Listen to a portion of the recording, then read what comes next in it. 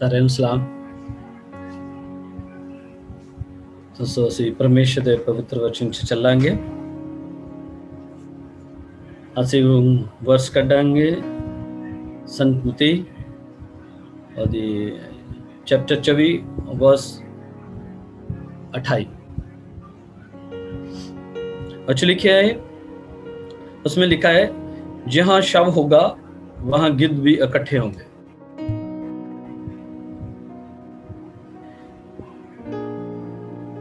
तो जहां पर इस आयत में ये बताया गया है कि जहां शव होगा, जहां पर मुर्दा लोग होंगे, जहां पर मृत लोग होंगे, वहां पर गिद्ध इकट्ठे होते हैं। हमें पता होना चाहिए कि जो मृत लोग होते कौन है, मुर्दा लोग होते कौन है, और जो गिद्ध क्या है, गिद्ध कहाँ इकट्ठे होते हैं। तो प्रभु अपने वचन में बताते हैं,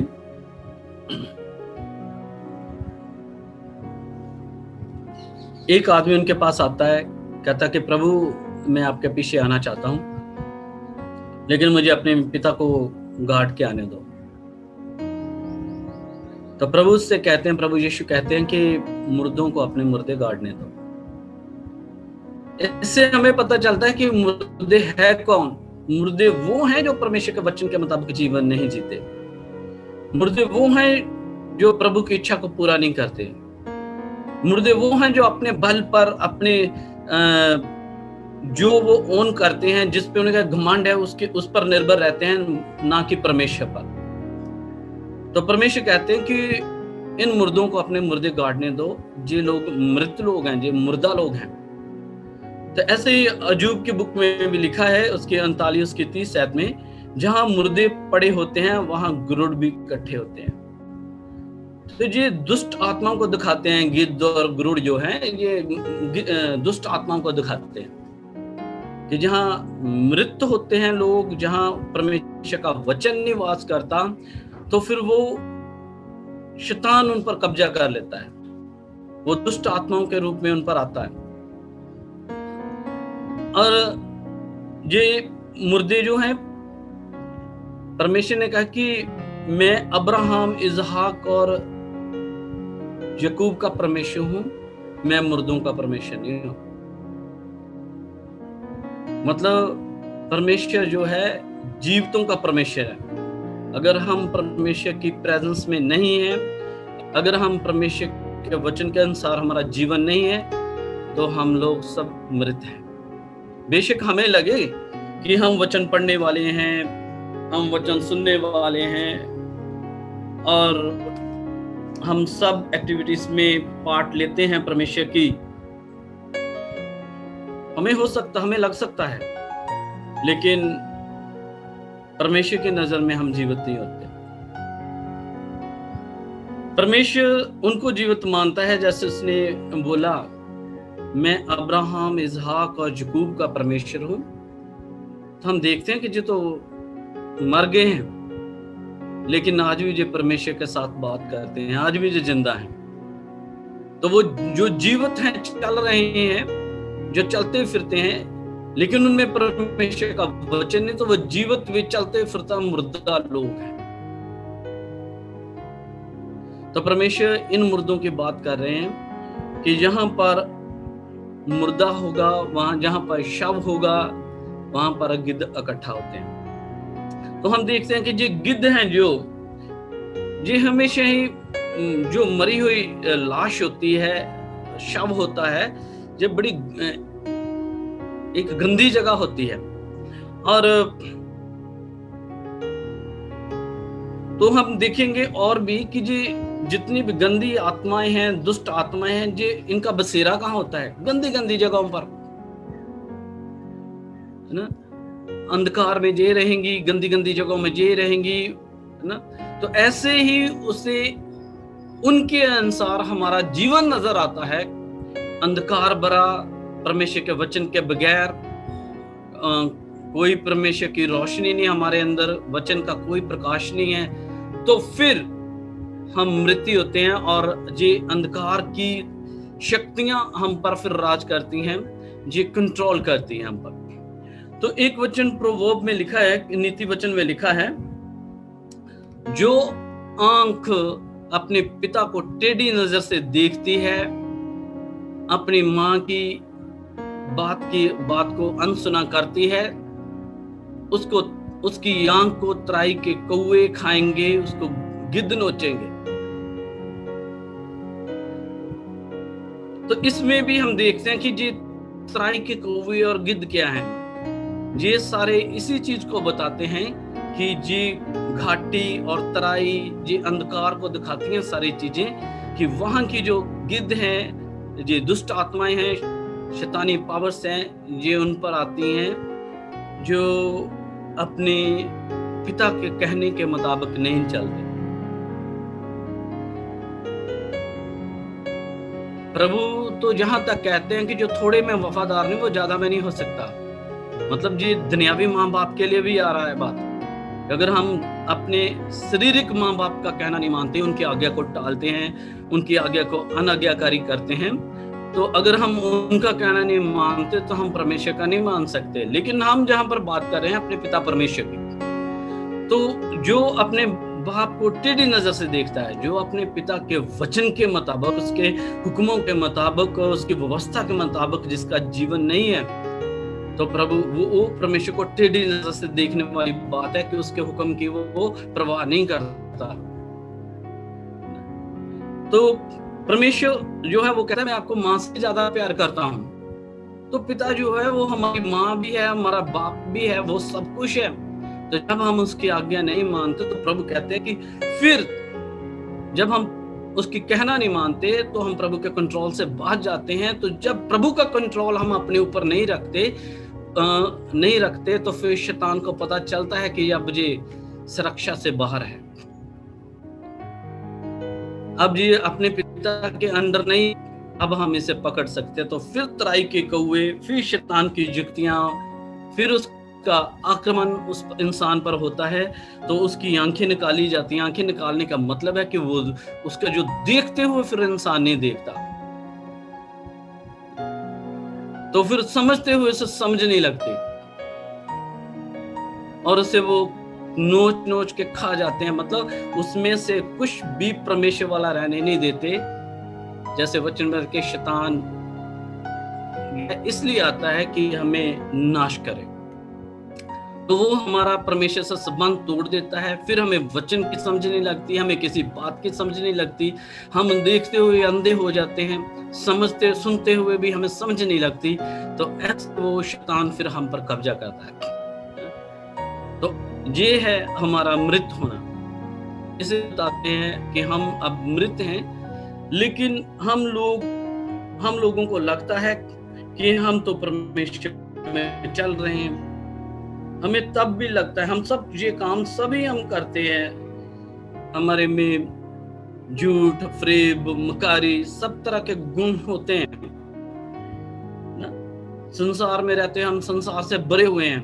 पर हम जब देखते हैं कि परमेश्वर पिता ने हमारे लिए अपने पुत्र को दिया, पुत्र ने क्या किया, हमारे लिए अपनी जान दी, और हम क्या देते हैं, हम देते हैं, हमें मांगना आता है बस। और मांगते भी हम क्या हैं? प्रभु ने कहा कि पवित्र आत्मा मांगो, है ना, मेरे से अलग होकर आप कुछ नहीं कर सकते। लेकिन हम मांगते क्या हैं? हमें गाड़ी दे दो, हमें पैसा दे दो, हमें नौकरी दे दो, हमें ये दे दो, हमें घर दे दो। तो हमें ये भी नहीं पता कि मांगना क्या है।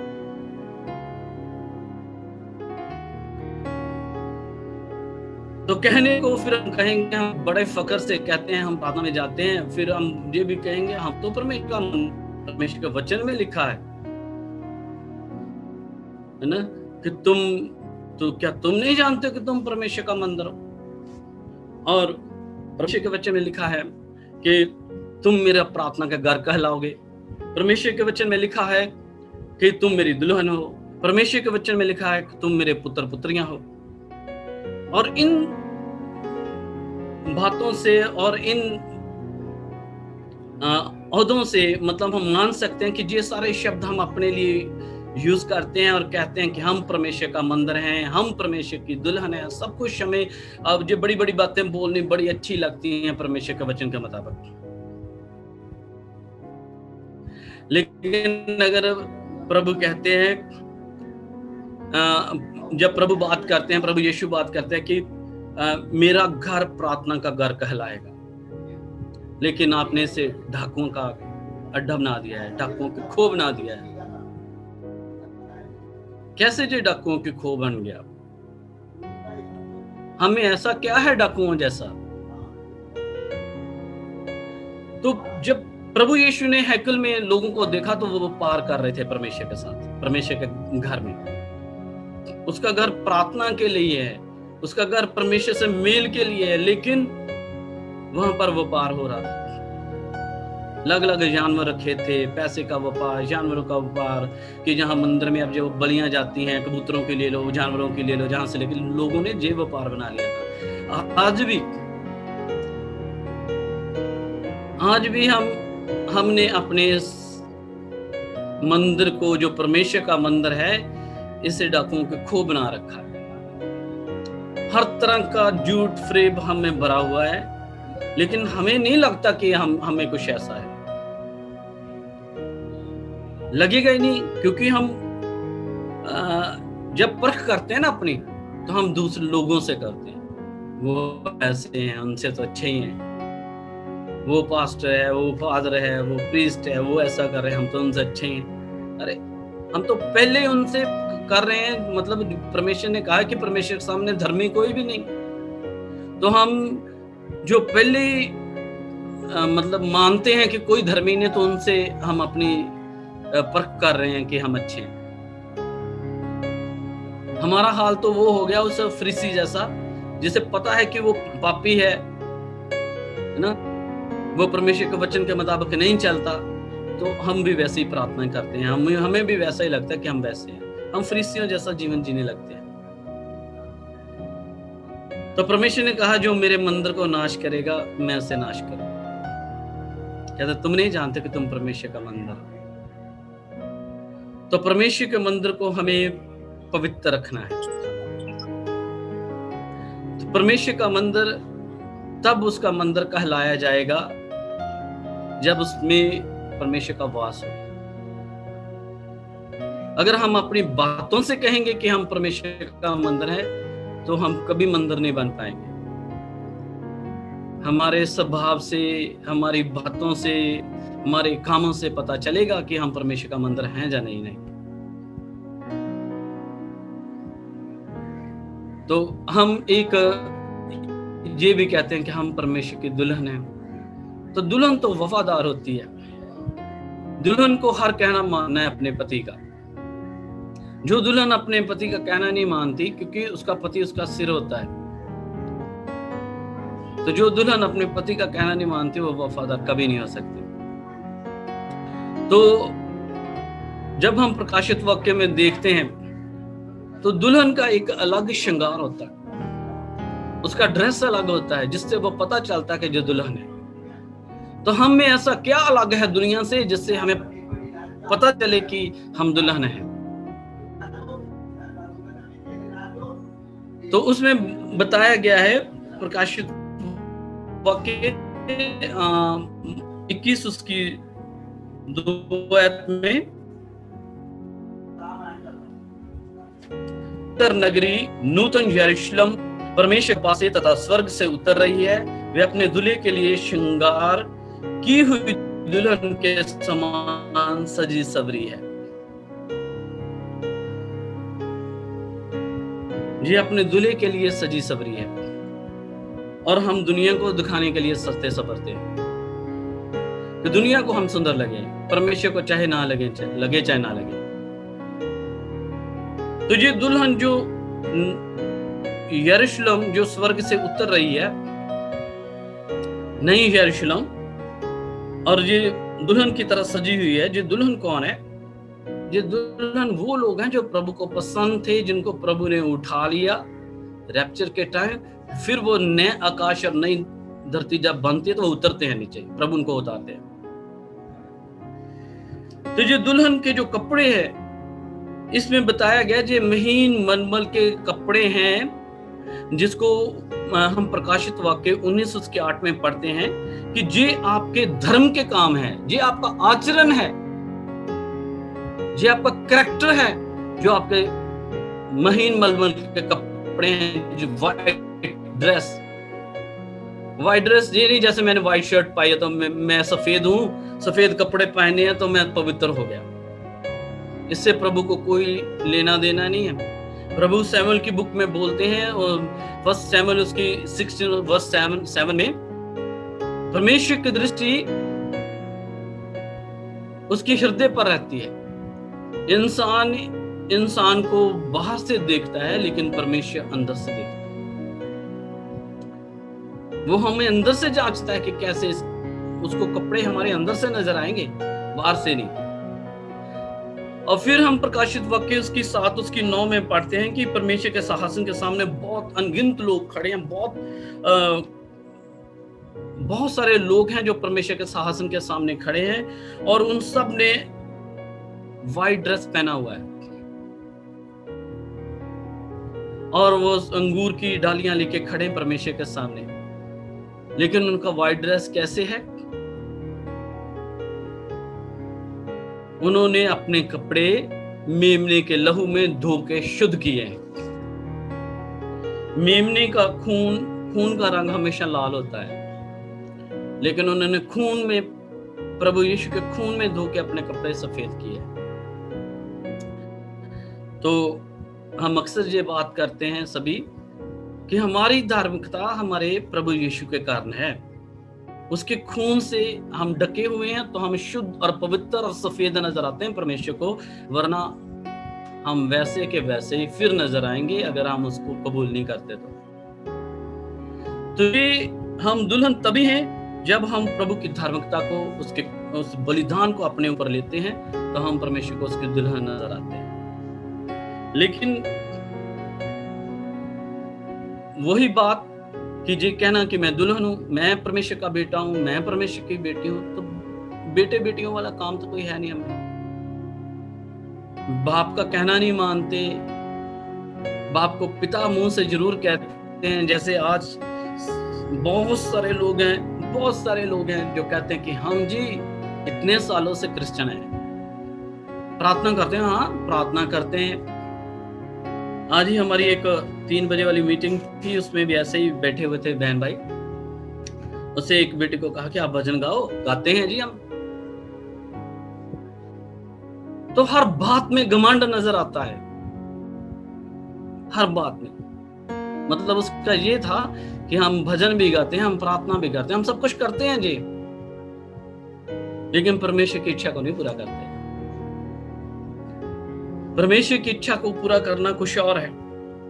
अपने आप को बलिदान करना है, सब कुछ सहना है, जीते जी मरना है। और कई बार हमें लगता है हम धार्मिक हैं, हम धार्मिक लोग हैं। बहुत बार हमें ये लगता है, क्योंकि परमेश्वर के वचन में लिखा है 2 तिमोथेयुस 3:5 में, अंत के दिनों में लोगों में भारी पवित्रता तो नजर आएगी, भारी धार्मिकता तो नजर आएगी, लेकिन परमेश्वर की शक्ति को नहीं मानेंगे। परमेश्वर के वचन के मुताबिक उनका जीवन नहीं होगा। उनके काम बताएंगे कि ये परमेश्वर के वचन के मुताबिक नहीं है। ये क्रिश्चियन तो हैं, लेकिन नाम के, वचन के मुताबिक नहीं है, नाम के क्रिश्चियन लोग। और ये ऐसे लोग होते हैं, हमें खुद जांचने की जरूरत है, क्या वाकई हम परमेश्वर के बेटे बेटी हैं, जहां हम लोगों ने भेड़ वाली खाली डाल रखी है। हमें किसी को नहीं जांचना तो खुद को जांचना है। उनको जांचने के लिए प्रभु का वचन है, प्रभु है। हमें तो खुद को देखना है कि हम परमेश्वर की भीड़ हैं कि नहीं है, हम परमेश्वर के बेटा और बेटी हैं कि नहीं है। किसी दूसरे को नहीं कहा प्रभु ने, अपने आप को पर। लेकिन हमें परमेश्वर की कोई समानता नजर नहीं आती। और जब हम तिमोथियस में पढ़ते हैं तो उसकी 2 तिमोथियस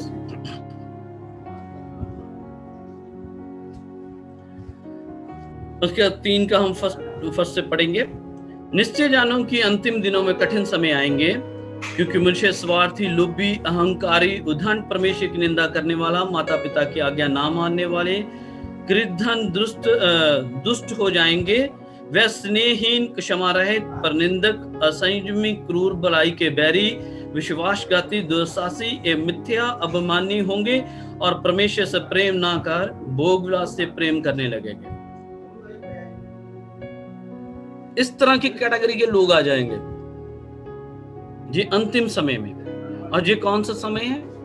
ये अंतिम समय ही चल रहा है और हम इन लोगों में हैं। हम इन लोगों में से बाहर नहीं है, हम अंतिम समय में हैं और हम भी इन लोगों में हैं। अब हमें देखना है जांच के, क्या हम इनमें से तो किसी में से नहीं। जैसे वो बीज बोने वाला निकला और उसने बीज जब बखेरा, जब बीज बोया, कुछ राह पर गिरा, कुछ मार्ग पर गिरा, कुछ पथरीली भूमि पर, कुछ झाड़ियों में, कुछ उपजाऊ भूमि में गिरा।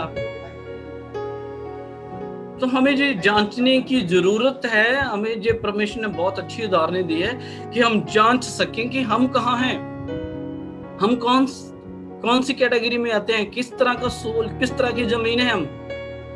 बीज तो गिर रहा है, बीज में 100% फसल देने की काबिलियत है, क्योंकि वो बताता है कि जब वो उपजाऊ भूमि में गिरा तो वहां पर 30 गुना, 60 गुना, 100 गुना फला।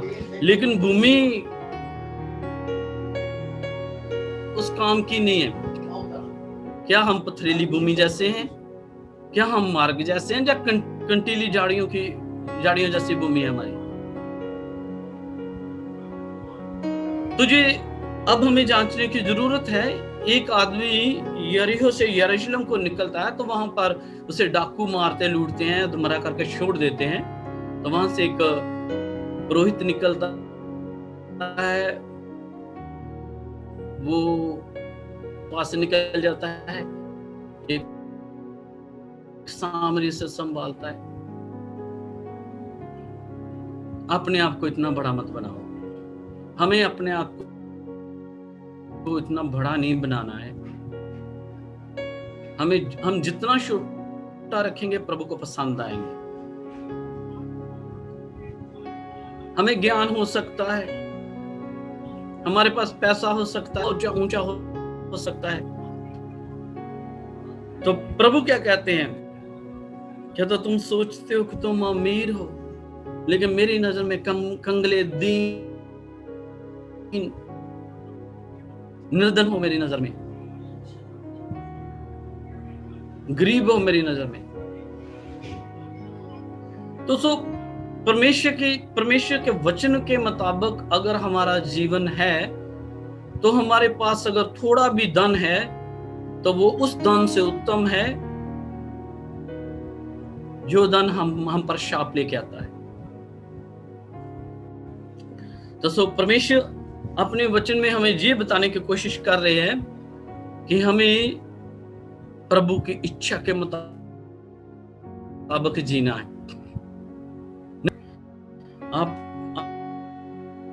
बहुत समझदार लोग हैं, सभी बहुत अच्छे परमेश्वर के प्रचारक हैं सभी, लेकिन आपको पता है कि जो दुष्ट है, हमारा दुश्मन है, वो आपसे इस तरह, क्योंकि हम अच्छी तरह जानते हैं परमेश्वर के वचन में किताबों कि ये पाप है,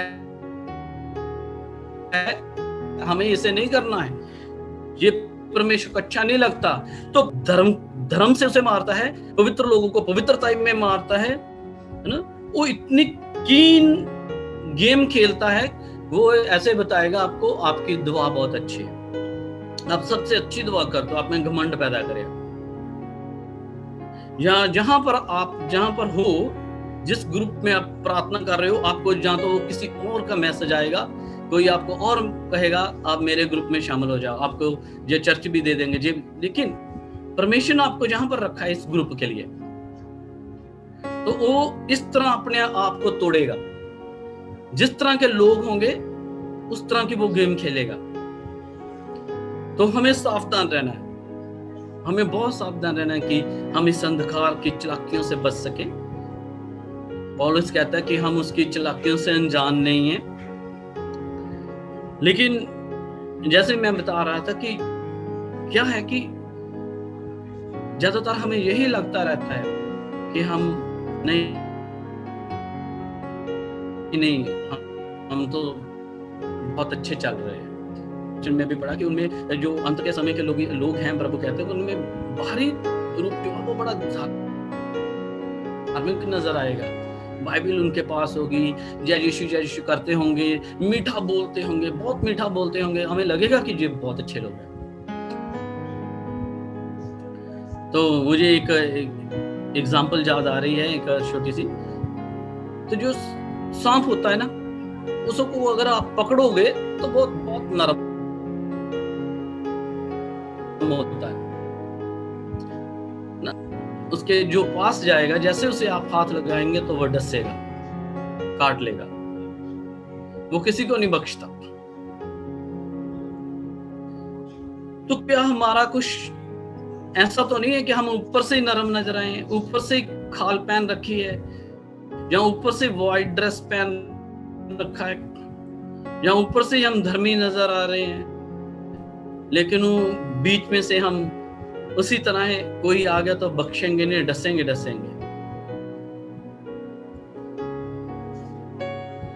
हमें जांचने की जरूरत है। प्रभु कहते हैं, मलाकी में बताते हैं, परमेश्वर पुत्र अपने पिता का आदर करता है,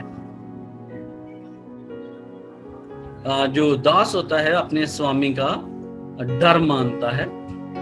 अगर मैं पिता हूं तो मैं पिता हूं तो मेरा आदर कहां है? अगर मैं आपका मालिक हूं तो मेरा डर कहां है? तो फिर भी आप कहते हो कि प्रभु कहते हैं कि जो भेंटें मुझे चढ़ानी चाहिए थी, जो भलाई मैं आप लोगों को करने के लिए कहता हूं, जो मेरा नाम लेके आप भलाई करते हो, किसी की मदद करते हो, किसी के हेल्प करते हो, किसी को खाना खिलाते हो, कपड़े खिला देते हो, कुछ भी करते हो मेरे नाम से, तो महिमा तो खुद ले लेते हो। वो भी 10 जनों को बताओगे कि हमने ये किया। तो परमेश्वर कहते हैं कि मेरी महिमा मैं किसी को नहीं देता, मेरी जगह तो आप खुद ले लेते हो।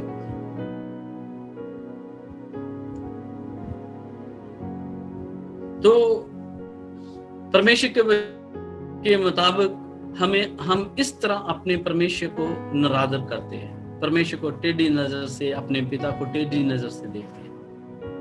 कहने को हम विश्वासी लोग हैं, परमेश्वर को मानने वाले लोग हैं, परमेश्वर हमारे द्वारा बड़े बड़े काम करता है। मरकज 16 उसकी 17 आएंगे। विश्वास करने वालों को समर्थ प्राप्त होगी और वे चिन्ह दिखाएंगे, वे मेरे नाम से भूतों को निकालेंगे। कहते कि प्रभु ने कहा कि विश्वास करने वाले ये चिन्ह दिखाएंगे, वो मेरे नाम से भूतों को निकालेंगे, वो नई भाषा बोलेंगे। लोग नहीं बोलेंगे, जो विश्वास करेगा, विश्वास करने वाला भाषा बोलेगा। तो भूत कहते वो मेरे नाम से भूतों को निकालेंगे। तो हम सोच रहे हैं, जब हमने विश्वास किया परमेश्वर पर, अपने पिता परमेश्वर पर विश्वास किया, तो हमने अपनी गंदी आदतें छोड़ी। हमारा देखना अच्छा नहीं है, हम वफादार नहीं है किसी के साथ, हमें अपनी कमियां नजर आने लगती हैं। जब हम प्रभु के पास आते हैं, क्योंकि प्रभु प्रकाश है, तो हम फिर उनको छोड़ते हैं। जो दुष्ट हमारे अंदर बसी हुई, उनको हम निकालते हैं अपने अंदर से। तो ये है कि वो पहले भूतों को निकालेंगे, किसी में से नहीं निकालेंगे, अपने में से। पहले आप विश्वास करेगा, फिर वो अपनी गलतियों को मानेगा प्रभु के सामने, फिर उनको छोड़ेगा। तो प्रभु के वचन में लिखा है कि जो अपनी गलती को मान के छोड़ देता है, प्रभु पर जब प्रभु की होगी तो फिर सब कुछ होगा। यहाँ पर हमने देखा कि वो भूतों को निकालेंगे, तब हम अपने अंदर से पहले भूत निकालते हैं जो हमारे अंदर बसे हुए हैं। जब हमने अपने प्रभु को टेढ़ी नजर से देखा, जब हमने अपने प्रभु के हुक्म मुताबिक जीवन नहीं जिया, तो फिर हमने जब प्रभु को कबूल किया, तो फिर हमने उसे छोड़ा। तो हमने भूत निकाले अपने अंदर से, वो दुष्ट, वो शैतानी युक्तियां अपने अंदर से निकाली। फिर प्रभु हमें एक नई भाषा देता है। हमारी भाषा जो कड़वी थी अब मीठी हो गई। अब प्रभु में हम बोलते हैं, हम सब कुछ सहने वाले बन गए, है ना। तो वो सांपों को हाथ में उठा लेंगे और यदि वे विषपान भी कर लें तो भी उनकी कुछ हानि ना होगी। तो सांप वो होते हैं जिनका आप कितना भी भला कर लो फिर भी वो आपको डसेंगे। इस कैटेगरी के लोग होते हैं। तो परमेश्वर के लोग फिर भी भला करना नहीं छोड़ते। जैसे पिता को पता है कि संसार में भले और बुरे लोग बसे हुए हैं, रहते हैं, लेकिन पिता अपनी भलाई उन पर प्रकट करते रहते हैं, उनको बदलने का मौका देते हैं। बेशक वो बुराई करते हैं फिर भी उनको बदलने का मौका देते हैं। उनके लिए सूर्य उदय करते हैं, उनके लिए हवा प्रभु सबको देते हैं, सबको जीवन देते हैं, लेकिन वो अपनी भलाई करना नहीं छोड़ते। ऐसे ही वो लोग होते हैं जो विश्वास में प्रभु को पहनते हैं, जो प्रभु से वचनबद्ध होते हैं, जिन्होंने प्रभु को पहन लिया। अब वो नहीं जीवित, मसीह जीवित है उनमें, तो वो फिर इस तरह के लोगों का भी साथ देते हैं। जब वो मुश्किल में आते हैं, मुसीबत में पड़ते हैं, तो उनका भी साथ देते हैं। हम लोग अगर देखें कीड़े पतंगों को, छोटी सी एक बात है, जैसे बिच्छू है वो अपना स्वभाव कभी नहीं बदलता, सांप है वो अपना स्वभाव कभी नहीं बदलता, लेकिन हम कैसे लोग हैं परमेश्वर के, हमारा स्वभाव हर रोज बदलता है। भाई आज तो मैं इसको नहीं बख्शूंगा, आज इसने हद कर दी। हमारा स्वभाव तो रहा ही नहीं कायम। हम तो कीड़े पतंगों से भी गए गुजरे हैं। प्रभु ने उनको जो स्वभाव दिया उनके मुताबिक वो जीते हैं और मर भी जाते हैं, और स्वभाव नहीं बदलता हमारा। हम आज जिंदा हैं, कल मर जाएंगे, कल मरे हैं फिर जी उठेंगे। तो लेकिन हम कहेंगे हम मरे हुए हैं प्रभु में, अब प्रभु जीवित है, तो पता ही नहीं फिर वही इंसान है हमारे अंदर। तो परमेश्वर के वचन में लिखा वो विषपान भी कर लें तो भी उनकी कुछ हानि ना होगी। तो उसमें लिखा कि अगर वो कितनी भी बुराई, कितना भी जहर, कितनी भी ऐसी बातें जो उनके लिए बुरी बोली जाती हैं वो सह लेंगे। कैसा भी उनके लिए बोला गया, अगर उसे वो बर्दाश्त कर लेते हैं, सह लेते हैं, तो प्रभु उसका जवाब होता है, प्रभु उस बेटे और बेटी के साथ खड़ा, हानि नहीं उसकी हो सकती, क्योंकि प्रभु उसके साथ खड़ा है। फिर वो बीमारों पर हाथ रखेंगे तो बीमार अच्छे होंगे। पहले ये 4 काम हम करेंगे, फिर प्रभु हमारे द्वारा काम करेंगे। वो भी हम नहीं करेंगे, प्रभु करेंगे हमारे द्वारा। फिर वो बीमारों पर हाथ रखेंगे, फिर वो जो जिस काम के लिए अपना हाथ उठाएंगे प्रभु उसको करेंगे। अगर हम मृत हैं, दुष्ट आत्माएं हम अपने में से नहीं निकालते, और उन्होंने हमारी आंखों को नोच लिया है, हमारी बुद्धि को भ्रष्ट कर दिया है, हम समझ नहीं लगती, तो फिर ये काम नहीं हो सकते। अगर हमने उसे पिता माना है, अपने बाप को, जिसने अपने बेटे को हमारे लिए बलिदान किया है, तो हमें आदर के साथ उसके सामने आना है, डर के साथ आना है। तो लास्ट बार मैंने यही बोला था कि परमेश्वर के वचन में लिखा है कि परमेश्वर का डर बुद्धि का शुरू है, परमेश्वर का डर इज़राइल का धन है, परमेश्वर का धन हमारा जीवन का स्रोत है। ये परमेश्वर के वचन में ऐसा लिखा है सारा, और परमेश्वर का धन ही हमारा आनंद है, परमेश्वर का डर ही हमारा आनंद है। दोस्तों, हमें परमेश्वर की आज्ञा की तरफ ध्यान देना है कि प्रभु को पता चले कि ये मेरे बेटे बेटियां मेरा आदर करने वाले हैं। सिर्फ ये वचन को सुनकर और जाने वाले नहीं, कहना मानने वाले, उस पर चलने वाले हैं। तो जो हमने एक स्टोरी पढ़ते ना वो वचन में कि पिता एक बेटे के पास गया, जाओ बाग में काम करो। वो कहता पिताजी मैं नहीं जाऊंगा। दूसरे के पास कहते कि जाओ काम करो बाग उस वाटिका में। तो वो कहता प्रभु पिताजी मैं जाता हूँ, लेकिन वो नहीं गया। जिसने कहा था मैं नहीं जाऊंगा वो बाद में पछताया और चला गया। तो अगर आज हमें पता चलता है कि परमेश्वर की इच्छा को कैसे मानना है, हमें पश्चाताप करने की जरूरत है और परमेश्वर के सामने दीन होकर जाने की जरूरत है कि पिता आज तक हमने जो गलतियां की हैं, जाने और अनजाने में भी, तो पिता मैं आपका बेटा और बेटी आपके पास हूँ, मैं आपका आदर करने के लिए तैयार हूँ, मैं आपका हुक्म मानने के लिए तैयार हूँ। मुझे बल दीजिए, क्योंकि मैं इसे अपने बल पर नहीं कर सकता, सो मुझे आपके आत्मा की जरूरत है। मैं आपके बिना अलग होकर कुछ नहीं कर सकता या कर सकती। मुझे अपना बल दें ताकि मैं आपके आज्ञा को पूर्ण कर सकूं। तो इस वचन के द्वारा आप और मुझको आशीष